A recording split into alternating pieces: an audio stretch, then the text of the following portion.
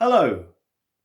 BBC employees to wear proximity tags to prevent them breaching coronavirus social distance rules. Workers in key BBC locations were informed they must wear the technology which beeps if they come within 2 metres of other people. I find this to be shocking.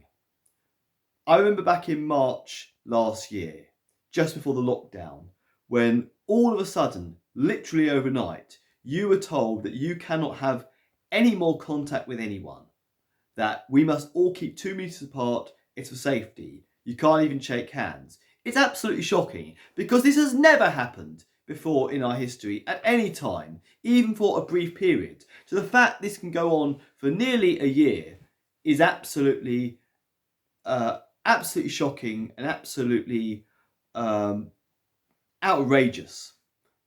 Couldn't think of the better word. Staggering, I would say. But this is the thing. While Boris Johnson, back last year, was constantly saying, we'll just keep the rules and we'll all go back to normal, you had all these big tech firms that were developing this new technology, trying to profit from the pandemic. Sensors and all that kind of thing to monitor social distancing, all that sort of thing. Now, if this was a genuine health crisis and the social distancing and the masks were genuine, temporary, short-term measures to deal with a real problem, why would big tech be interested? Why would big tech be muscling in? If that was the case, I just thought the big tech would say, well, short-term thing, we won't worry about it. Why would they be spending all that time and all that money developing technology for something that's supposed to be very much a short-term thing? And I could see with social distancing, and even more so with masks, a very, very sinister social engineering program being rolled out in the guise of keeping people safe. Now, the young people would go along with this idea because they're all quite woke. They follow latest trends. There's all the virtue signalling going on, particularly the masks. The masks have been seen as quite fashionable and trendy. The elderly people would go along because a lot of the elderly people perhaps don't have internet access or are not used to searching alternative media sources, and they're also more concerned about their health. They believe they're more susceptible to colds and flu, so they've got to be more cautious. So it's a very clever trick. But here is the thing. How does this technology keep anyone healthy? Is it that big a deal, even if there is a virus of some sorts which is transmissible? Is it that big a deal if one worker comes into contact with another worker, comes within 2 metres? Why is it necessary for the health of the BBC staff to have this technology if this was genuinely about health? And are more companies going to be rolling this thing out?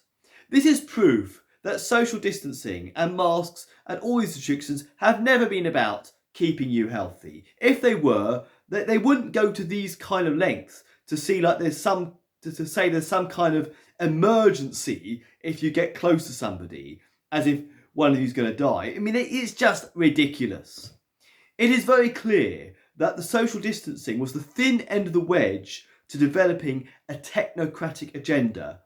The elite, the people in charge, the oligarchs, they have for decades been wanting to bring us into a technocracy, a scientific dictatorship, and a transhumanistic agenda with people under 24-hour surveillance, monitored and chipped and controlled, completely owned by the state. I've been aware of this for some time, but I could never really see how they would achieve some of it. Unfortunately, I can now. You create a crisis, you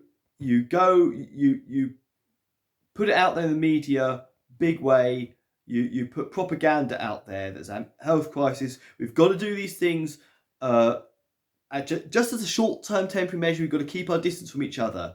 I found when they started having the queues in the supermarkets very, very sinister, that they took the social distancing to that extreme, as it's got to be controlled. Is that really, can anyone believe that's genuinely about mitigating a health crisis, or is that about control?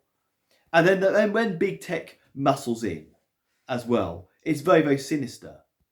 But the trouble is that when people get used to behaving in certain ways through coercion, it gets easier to introduce this kind of technology, and having to wear a wristband or wear a tag or something like that to keep your distance from others, because this is the new normal. At what point are people going to say we're not going to stand for this anymore? At what point are people going to realise that this was never about health, that there's a technocratic agenda at work? I don't want, in a year or a few years' time, to see the masses go, if only we listen to people who are warning us, we listen to those conspiracy theorists who said it's not just going to be 3 years to flatten the curve. Why didn't we do something about it earlier and be in tears over that? I don't want that, which is why I'm speaking about these things now, because it's easier to stop something before it happens. I don't want it to get that far. I'm trying to do my bit to stop this agenda before it is rolled out, and have enough people, a critical mass, know what is going on, know the real technocratic agenda, say no to it before it gets really, really bad, and stop it in its tracks. This is a dangerous precedent, and this proves that social distancing had nothing to do with keeping people healthy. It's all control, and it's all social engineering for a technocratic agenda, and we need to recognise it and say no to it now. Thanks for watching.